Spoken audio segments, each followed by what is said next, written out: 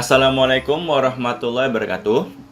Pada video kali ini, saya coba praktek olah data menggunakan software Smart PLS. Kemudian diberikan juga cara membaca hasilnya. Jadi aplikasi PLSM. Jadi ini contoh kasusnya untuk bidang manajemen. Kasusnya itu saya ambil di artikel jurnal. Nama jurnalnya Jurnal Manajemen dan Pemasaran Jasa. Kalau teman-teman lihat jurnal tersebut, jurnal nasional ini, nama jurnalnya Jurnal Manajemen dan Pemasaran Jasa, itu termasuk ke dalam Sinta 2. Oke, kita mulai. Nah, ini dia. Jadi, untuk contoh kasus pada video ini, itu saya terinspirasi dari penelitian yang dilakukan oleh Ratni Primalita dan Meotia. Jadi artikelnya judulnya ini dia. Judulnya Mediating Role of Consumer Trust in Local Food Restaurant dan seterusnya. Gitu ya. Artikel ini terbit pada tahun 2023 di Jurnal Manajemen dan Pemasaran Jasa ya. Jurnal ini teman-teman bisa akses di link ini dia, link berikut.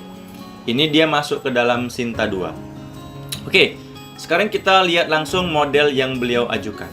Nah, jadi dalam artikel tersebut beliau mengajukan model seperti ini. Jadi di sini ada 3 variabel laten. Yang pertama adalah social media marketing. Ini dia. Kalau teman-teman lihat variabel laten social media marketing itu ada 10 indikator ya, yang kotak persegi. Yang bulat ini namanya variabel laten. Jadi indikator sosial media marketing ada SMM1, SMM2 sampai SMM10. Jadi di sini sosial media marketing memiliki 10 indikator ya pada artikel tersebut. Variabel laten yang kedua adalah consumer trust. Nah, teman-teman kalau lihat pada variabel laten consumer trust itu memiliki 7 item. Ada ini kan, ada 7 indikator atau item. CT1, CT2 sampai CT7. Nah, pada variabel laten consumer purchase intention atau CPI ya, itu memiliki 4 indikator. CPI1, CPI2, CPI3, CPI4. Nah, seperti itulah model yang beliau ajukan. Nah, untuk keperluan praktek dalam video ini, modelnya ini saya modifikasi. Nah, jadinya seperti ini. Saya modifikasi di sini dari jumlah itemnya, ya. Jadi pada social media marketing saya buat itemnya atau indikatornya ada 4. Pada variabel laten consumer trust, variabel latennya ada 5. Ini sebagai contoh latihan aja ya. Kemudian pada variabel laten consumer purchase intention itu indikatornya atau itemnya ada 3. Nah, dari gambar model ini teman-teman, barulah kita merancang hipotesisnya. Hipotesis yang mau diuji. Nah, hipotesis yang mau diuji pertama, SMM, social media marketing, itu berpengaruh positif dan signifikan terhadap CT. Itu hipotesis yang pertama yang mau kita uji. Hipotesis yang mau kita uji kedua adalah SMM berpengaruh positif dan signifikan terhadap CPI ya, Consumer Purchase Intention. Hipotesis yang ketiga yang mau kita uji, CT, berpengaruh positif dan signifikan terhadap CPI. Nah, hipotesis yang keempat ini, itu hipotesis mediasi. CT, signifikan memediasi hubungan antara SMM dan CPI. Nah, kita mau menguji pada hipotesis yang keempat, apakah consumer trust itu signifikan memediasi hubungan antara SMM dan CPI. Dia. Nah, sekarang kita masuk ke datanya. Nah, sebagai contoh untuk data latihan, datanya saya buat seperti ini, bisa diakses di Excel nih dia. Jadi SMM ada 4 item ya, CT ada 5 item atau indikator, CPI ada 3 item. Di sini jumlah respondennya sebagai contoh latihan ada 147. Ya, seperti itu dia. Nah, ini datanya. Nah, ini dia. Nah, pada data ini, nilai 1 itu menyatakan sangat tidak setuju atau STS. Nilai 2 menyatakan tidak setuju. Nilai 3 menyatakan kurang setuju sampai nilai 5 menyatakan sangat setuju. Ini biasanya namanya skala Likert. Oke, sekarang kita mulai praktek olah data. Kita mulai dari sini dulu ya. Jadi tahap pertama adalah kita copy datanya. Dari SMM ini kita copy semuanya. Oke. Kita copy. Kemudian kita buat aja di sini data latihan 1 ya. Teks dokumen, kita buat teks dokumen dulu ya. Di sini data latihan 1. Kita buka, kita besarkan, jangan lupa dipindahin, Ctrl V. Nah, sudah kita pindahkan, ini dia file, save aja. Dah, kita close. Sekarang kita buka Smart PLS-nya ya. Di sini kita pilih new project ya. Di sini kita buat aja latihan ke-1. Ya, kemudian pilih create. Jangan lupa import data file. Kita cari data tadi. Nah, ini dia. Data latihan 1, kemudian kita open, ya. Nah, kemudian kita pilih import. Nah, sudah berhasil diimport. Kemudian kita pilih back dan kita pilih create model. Di sini kita pilih PLSM. Di sini kita ketik aja PLS. Kemudian save.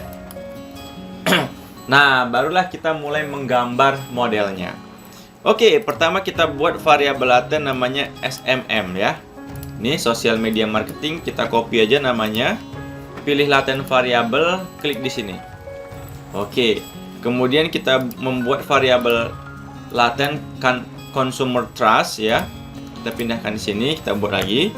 Kemudian kita membuat variabel laten consumer purchase intention. Kita pindahkan di sini. Nah, kemudian jangan lupa di save. Kemudian kita pindahkan indikatornya. Pilih select ya. Nah, SMM-nya kita pindahkan di sini ya, indikatornya. Untuk CT1 sampai CT5 kita pindahkan ke sini. Untuk CPI-nya kita pindahkan ke sini. Nah, di sini bisa kita geser ya. Kita bisa buat rata kiri seperti ini. Kita buat di sini rata kiri juga. Oke, nah ini dia. Ini di sini. Nah, sekarang kita buat, oh sorry, tadi gambarnya kalau kita lihat, kita cek dulu gambarnya. Nah, ini dia. CT-nya di bawah ya. Berarti ini di bawah sini, ini di sini, ini di sini. Oke. Ini kita pilih yang bottom, bawah. Oke. Nah, sekarang kita buat connect-nya, panahnya. Pengaruh sosial media marketing terhadap consumer trust. Pengaruh consumer trust terhadap consumer purchase intention. Pengaruh sosial media marketing terhadap consumer purchase intention. Nah, gambar ini sebenarnya udah menjawab juga hipotesis mediasinya. Consumer trust signifikan memediasi hubungan antara sosial media marketing dan consumer purchase. Oke, gambarnya sudah selesai. Barulah sekarang kita masuk ke dalam alur analisis statistiknya. Nah, kira-kira apa ya tahapannya, apa aja? Tahapannya saya ngambil referensi dari ebook ini ya. PLSM ya, itu edisi ketiga, ditulis oleh Joseph F. Hare dan rekan-rekannya. Yang pertama akan kita evaluasi adalah evaluasi outer loading.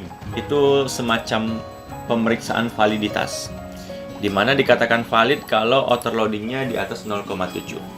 Selanjutnya setelah itu kita lakukan evaluasi AV, evaluasi reliabilitas, namanya composite reliability, evaluasi Cronbach alpha.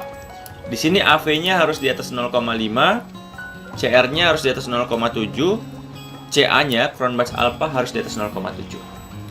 Nah, di sini diberitahu referensinya ada di halaman 120. Teman-teman tinggal baca aja di ebook ini. Setelah kita evaluasi AV, CR, CA, kita lakukan evaluasi namanya validitas diskriminan. Di sini menggunakan pendekatan HTMT. Dikatakan lolos kalau nilai HTMT-nya di bawah 0,9. Itu dia. Nah, setelah itu barulah setelah evaluasi validitas, reliabilitas, baru kita lakukan pengujian hipotesis. Oke, kita mulai saja langsung. Nah, kita lihat di sini, sebenarnya udah saya buat nih gambarnya, ada di project ini, project link. Ini dia seperti tadi. Pertama kita pilih calculate, di sini pilih PLS algorithm. Nah, jadi PLS algorithm ini akan memunculkan hasil di bagian outer model tadi. Ada validitas, reliabilitas. Kita pilih PLSM algorithm, kita pilih start calculation. Nah, sekarang kita cek outer loadingnya. Ini dia. Nah, inilah dia nilai outer loadingnya. Nah, ini dia. Outer loadingnya sudah muncul. Kita cek di e-booknya. Ini dia. Nah, dikatakan valid apabila nilai outer loadingnya di atas 0,7. Kita lihat semua nilai outer loadingnya semua sudah di atas 0,7. Berarti sudah lolos ya. Jadi evaluasi outer loadingnya sudah lolos, sudah valid karena seluruh nilai outer loadingnya di atas 0,7. Selanjutnya kita lakukan evaluasi validitas berdasarkan AV, reliabilitas berdasarkan CR, dan Cronbach Alpha CA. Nah, kita lihat outputnya ada di bagian ini dia, Construct Reliability and Validity. Nah, ini AV-nya sudah ada, ini Composite Reliability-nya, CR-nya sudah ada, ini Cronbach Alpha-nya, CA-nya sudah ada. Teman-teman bisa lihat di e-booknya, ini dia. Ya, kita lihat di sini, ya, ini dia. Jadi pada nilai AV itu semuanya sudah di atas 0,5. Ya, udah lolos. CR-nya semua sudah di atas 0,7, ya. Ini CR-nya sudah lolos. Kemudian CA-nya, Cronbach Alpha-nya semua sudah di atas 0,7. Berarti evaluasi AV, CA, CR sudah lolos. Nah, terakhir baru kita lakukan evaluasi discriminant validity dengan pendekatan HTMT. Teman-teman bisa cek di sini. Ini dia discriminant validity. Nah, inilah dia nilai dari HTMT-nya, ya. Ini dia, ya. Oke. Nah, kita cek di output, ini dia. Nah, dikatakan lolos kalau HTMT-nya di bawah 0,9. Kita bisa lihat semua nilai HTMT-nya semua di bawah 0,9. Berarti sudah lolos. Sehingga kita sudah memastikan evaluasi validitas sama reliabilitas sudah lolos semua. Barulah kita masuk ke dalam tahapan pengujian hipotesis. Nah, kita lanjut ke pengujian hipotesis. Caranya adalah pilih calculate, pilih bootstrapping, ya. Nah, di sini kita atur aja seperti ini, kemudian pilih start calculation.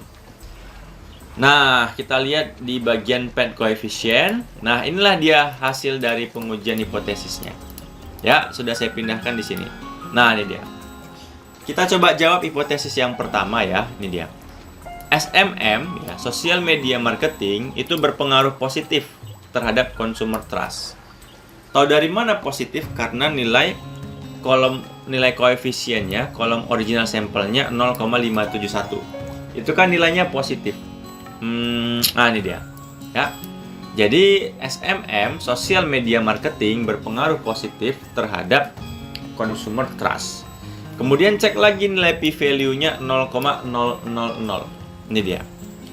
Ya, karena p-value-nya 0,000 lebih kecil daripada 0,05, maka hipotesisnya diterima. Jadi kesimpulannya di sini adalah social media marketing berpengaruh positif dan signifikan terhadap consumer trust. Kita jawab lagi hipotesis yang kedua. Ya, hipotesis yang kedua, consumer trust berpengaruh positif terhadap consumer purchase intention karena nilai koefisiennya 0,437. Positif. Nah, ini dia. Jadi consumer trust berpengaruh positif terhadap consumer purchase intention karena nilai koefisiennya positif 0,437. Dan signifikan karena p-value-nya 0,002, lebih kecil daripada 0,05. Ini dia. Jadi kesimpulannya, consumer trust berpengaruh positif terhadap consumer purchase intention dan signifikan. Atau consumer trust berpengaruh positif dan signifikan terhadap consumer purchase intention. Begitu juga sama pada hipotesis yang ketiga, SMM juga berpengaruh positif dan signifikan terhadap consumer purchase intention. Nah, itu dia. Ini namanya hipotesis pengaruh langsung atau direct effect. Nah, kemudian kita bisa lihat nilai R-square-nya, tapi kita coba loncat dulu ke pengujian mediasinya. Teman-teman bisa lihat di sini ya, specific indirect. Nah, ini pengujian mediasinya ya. Kita lihat hasilnya di sini. Nah, ini dia. Jadi kita lihat CT, consumer trust, itu signifikan memediasi hubungan antara SMM dan CPI. Karena p-value-nya 0,006 lebih kecil daripada 0,05. Jadi di sini hipotesis mediasinya juga diterima. 4 hipotesis semuanya diterima. Nah, ini ada informasi tambahan. Kalau nilai R-square-nya, teman-teman bisa akses di ini dulu, di PLSM algorithm. Kemudian pilih start calculation, baru dapetin nilai R-square-nya di sini. Ini nilai R-square-nya, sudah dijelaskan di sini. Ini dia. Jadi nilai R-square dari CPI itu 0,600, artinya SMM dan CT mampu menjelaskan atau mempengaruhi CPI sebesar 60%. Sementara nilai R-square dari CT itu 0,326, artinya SMM mampu menjelaskan atau mempengaruhi CT sebesar 32,6%.